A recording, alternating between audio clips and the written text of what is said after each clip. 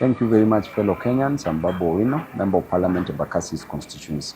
Today I want to talk about university education and how President William Ruto has failed Kenyans in matters education. The students who did their KCSE exams and are being admitted at different universities are around 800,000 students, of which the government's intention is only to sponsor 45,000 students, which means that over 750,000 students will not be sponsored.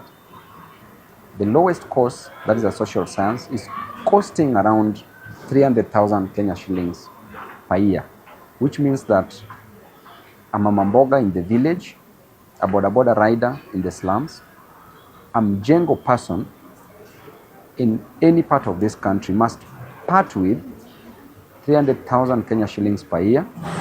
In 4 years, they must part with 1.2 million Kenya shillings to take their children to school, for the comrades to graduate. This is not going to be possible. Why? Because a mama mboga on an average only gets around 200 shillings per day, or even 100 shillings. On a good day, 200 shillings. How long will you accumulate 200 shillings to get 1.2 million if you're doing a social science? Meanwhile, if you're doing a science subject, a science course like medicine, then you must part with 600,000 per year. This gives us a total of 3 million if it is going for 5 years, or 3.6 if it is 6 years. And this is not achievable, which means that in short, we are killing education in our country.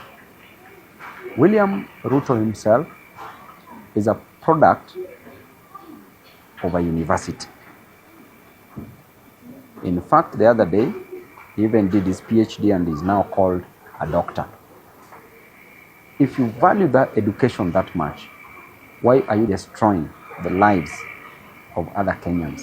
Why are you destroying the education system in Kenya by only providing 45,000 chances to the students based on neediness? And I want to tell you that of the over 800,000 students who did the exams, they are all needy. Because what is the criteria that you will use to select on a needy student? Every student who comes from the village is needy. Every student who comes from the slums is needy.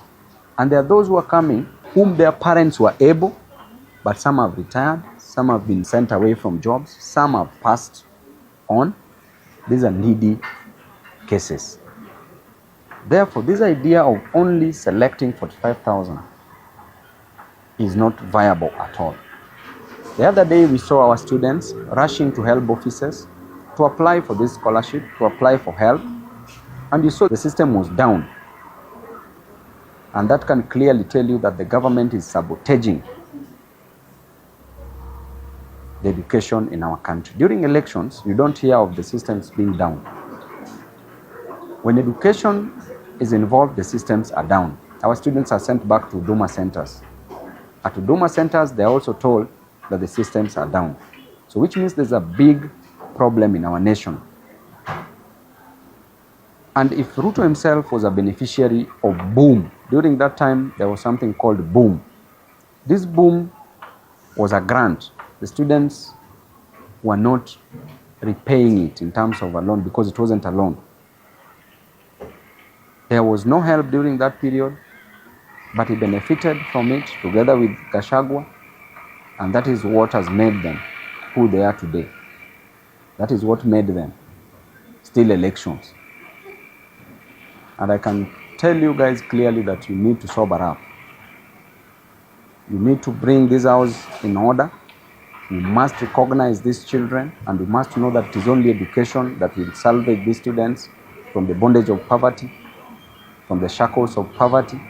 You have to know that these students are chained by poverty, and you have to salvage them, whether you like it or not. Furthermore, these students, you advise them that they should join universities and nobody should send them away. for fees. Once they report to various universities, how are they going to be accommodated? How are they going to get transport? Money to pay as transport from various villages, from various slums to various universities. How are they going to buy food? How are they going to generally survive in various universities? I advise the president to go to the old way of application, where every student who was called by government in any university was funded by the government. It is the role of the government to fund students, because there's a day you promise that university education will be free. Right now, education is not free. So you are literally killing the education system in this nation, and we are not going to give you this opportunity just to run over us, because we are closer to the future than you. You only have a few years to leave office, but we are still here, and we will not allow you to destroy this nation under our watch. Thank you.